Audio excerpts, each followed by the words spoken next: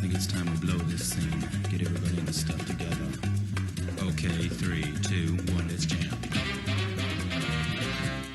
I avui en un programa que necessitaríem 1 hora i mitja per explicar-ho tot, però no la tenim. Déu-n'hi-do, Mira que ens hem relaxat ara amb Laura. Llegir, Sí. Només un comentari.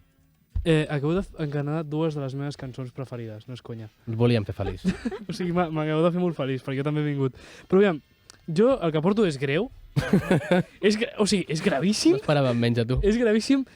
També us haig de dir, quan no he portat coses greus jo. Això t'ho dic. Però, a més, avui fem una cosa que és Crònica Negra, que és un estil periodístic que m'encanta, que toco poc i que avui em donaré el gust. Així que parlem de Crònica Negra. Tot comença amb la desaparició d'un nen d'11 anys a la població de Sundsvall, a Suècia. Aquest nen, que es deia Johan Asplund, va desaparèixer sense deixar cap rastre quan anava cap a l'escola al 1980 i durant molts anys va ser un dels grans misteris de la història criminal sueca. No va ser fins al 1992 quan Sture Bergwall, que en aquells moments es feia dir Thomas Quick, va confessar haver matat aquell nen.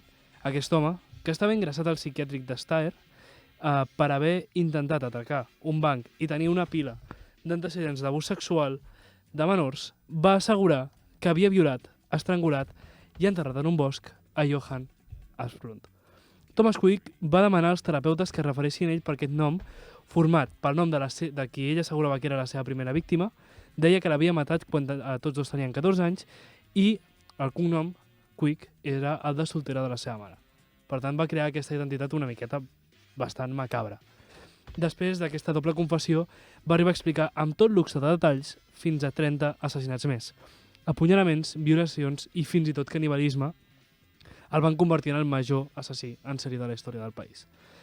Tant els terapeutes com la policia, com la fiscalia, van donar crèdit a aquelles confessions, tot i que mai es va trobar una sola prova que confirmés aquestes històries. Va ser declarat culpable de fins a 8 assassinats. Però, el 2001, Thomas Quick va tornar a fer-se dir Sture Bergwall. I aquí és quan la història gira. Durant 9 anys, havia fet teràpia sota l'efecte de diverses drogues amb diversos psicoanalistes i els suposats records reprimits que li havien extret eren històries que havia inventat a partir de retalls de diaris antics.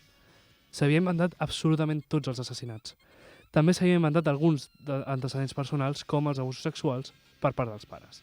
La veritat és que el consum de metamfetamines i haver reprimit la seva homosexualitat davant una família molt devota el van convertir en una persona inestable. Va abusar sexualment de nois més petits que ell quan era adolescent i de gran, quan ja va ser adult, es va convertir en un pederasta. Amb 42 anys va entrar al psiquiàtric de Steyr i les drogues el van portar a confabular i després de les primeres confessions no va poder fer altra cosa que seguir mentint.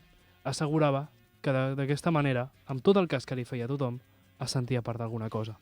I durant 9 anys les drogues i les mentides es van acabar convertint en una bola de neu gegant.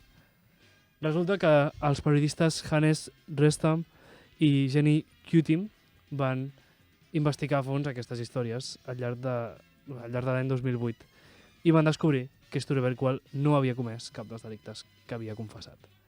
Ell mateix va reconèixer que havia mentit. El que feia és que agafava retalls de diari antic quan agafava permisos per sortir abans de que evidentment confessés aquests 2 delictes i senzillament recopilava les dades necessàries per després donar cert sentit a aquelles històries que evidentment eren reals i que tots els assassinats que va confessar havien passat.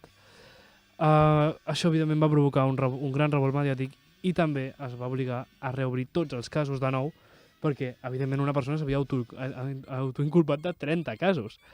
De fet, van passar 10 anys fins que va ser absolt de tots 8 dels que va ser declarat culpable. Només dir-vos una cosa, aquest home a dia d'avui segueix viu, però per raons de seguretat, té una nova identitat, no viu a Suècia i, senzillament, ningú sap on està, només ell i unes molt poques persones.